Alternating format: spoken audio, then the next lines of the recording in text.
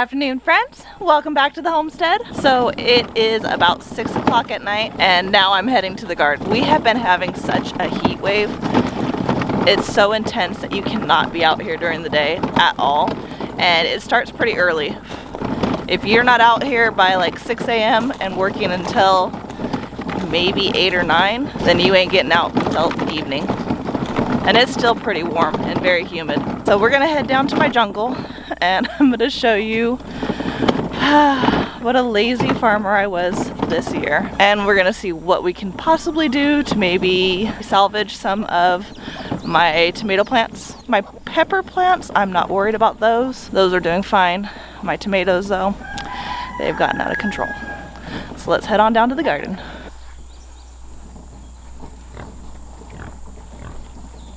There's corn over there, but you can see how tall the grass has gotten.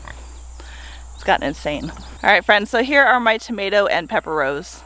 Tomatoes on this side, peppers on this side. Some more tomatoes are on that side as well. It's a jungle in there, but I'm seeing a lot of ripe fruit, so I'm gonna go ahead and go in there and take what I can off, and then we will tame back all these vines. Well, friends, I didn't get much cleaning done, but I did harvest everything that I could. There's still a lot more in there that I need to harvest, but I need to get a lot of these out of the way. And it is just way too hot. I am sweating so bad and I'm so dehydrated. So I'm starting to get a little headache, so I'm gonna head inside and relax and then hopefully pick this up again first thing tomorrow morning. And I'll bring you all out with me tomorrow morning while I continue to try to tackle this garden.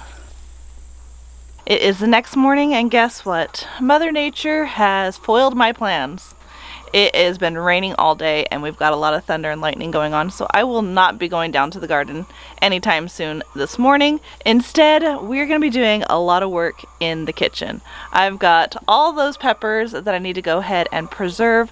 I've got beets in the garden that I need to preserve. I've got a batch of bone broth on the stove that I need to get canned up, and I'm planning on making some salsa. So let's head on into the kitchen and let's get started on what we're gonna do today. All right, friends, so the first thing I'm gonna do is I've got a pot of bone broth sitting on the stove right now. I'm gonna go ahead and drain it all out so I can get all of the bone broth that I need, and we're gonna go ahead and start canning up some bone broth.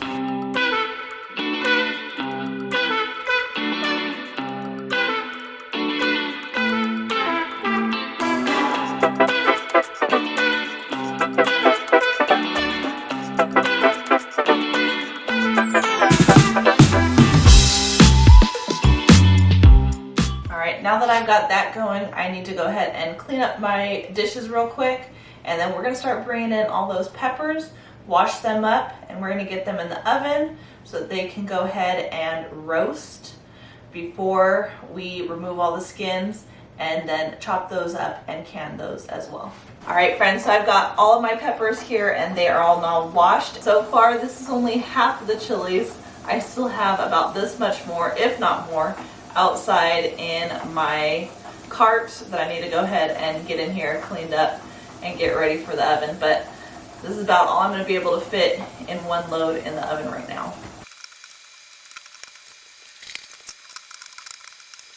All right, friends, my chilies are now done. So we're going to go ahead and pull them out of the oven, and I'm going to put them in this pot with a lid to go ahead and steam so that we can pull off the skin, and we'll get the next batch going in the oven.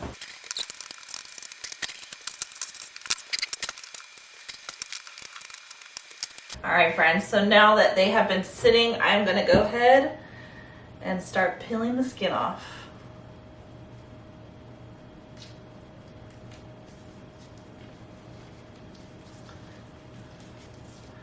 That's coming off really easy. Also gonna remove some of the seeds. My father-in-law loves hot. Hubby and I, not so much. And I'm just gonna keep working.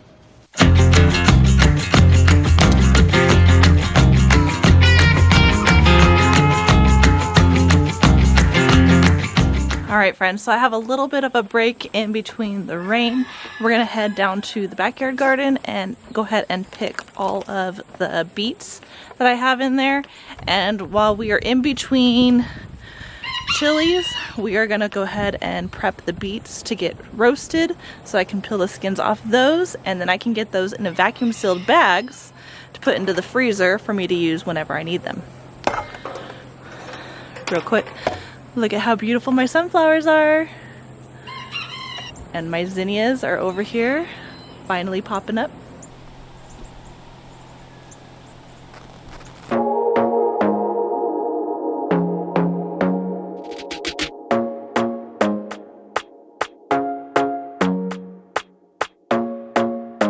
Alright, so I've got these beets. The rest of them are really small, so I'm gonna leave those ones to see if maybe they'll grow a little bit more before it's time to pull them out and plant my new ones for fall. So let's head back inside and get these all cleaned up.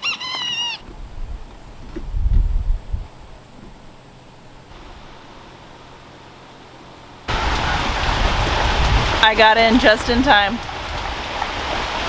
It just started pouring.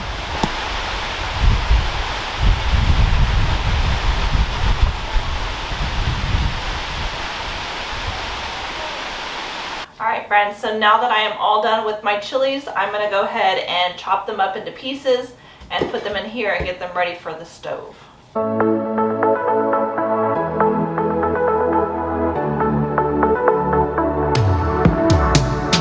Alright friends, now I am ready to go ahead and start filling my jars. I've got my clean mason jars here and I'm going to fill them up.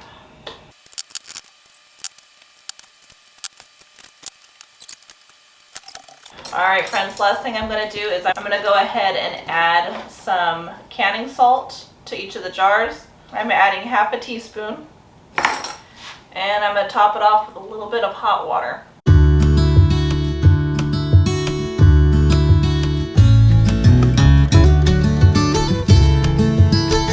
Alright friends, because I am not putting any acid to this, in order to safely can chilies without adding any acid to it, you have to pressure can this. So I am going to be pressure canning these for 35 minutes in my All-American canner. So I'm going to go ahead and put these in. Alright friends, so we're going to go ahead and roast our beets now. I have the oven still on at 425, and however you want to do it, I am using my baking dish. We're going to go ahead and line it with foil and place our clean beets into this dish. And then we're going to cover it, making sure it's completely sealed. And we're going to go ahead and stick this in the oven for an hour to soften, and then we'll be able to remove all the skin off of the beets before we go ahead and put them into their vacuum sealed bags to go into the freezer. Alright, I've got my timer set for an hour and those beets will be going. So while we're waiting on the beets, we're going to go ahead and get started on our carrots.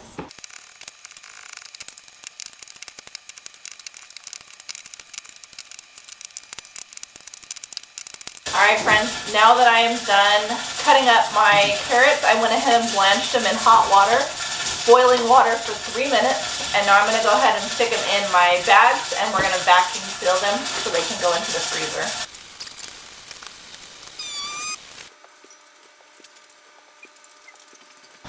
Alright, my beets are now done and I can now touch them.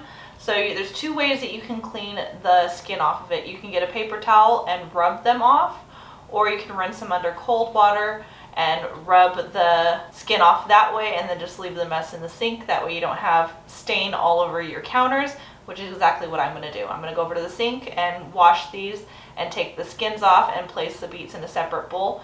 And then we're going to go ahead and vacuum seal them to put in the freezer so that I can pull out and use them whenever I want them. Alright friends, so my beets are all peeled and now they are ready to go into the bags so we can go ahead and vacuum seal them. I'm only going to put in as much as I will eat in about a week, and then we're going to go ahead and seal these up. And there we go. Alright friends, so we are now done. This has taken me all day. I've got 7 jars of bone broth, 6 jars of our green chilies that we canned. I've got 5 bags of beets and 10 bags of carrots. All this is ready to go into either the pantry or the freezer and this will be able to be used all winter long. I'm definitely going to be making some more carrots and some more beets for fall, and I'll be canning those in fall. And then I've got tons more of these green chilies that are going to be coming out of the garden over the next few weeks. So I'll be doing a lot more canning and preserving over the next couple weeks. So friends, I hope you enjoyed this video. Thanks for hanging out with me today in the kitchen. Don't forget to like, subscribe, share with your friends and family. As always, I hope all is well, and have a blessed day.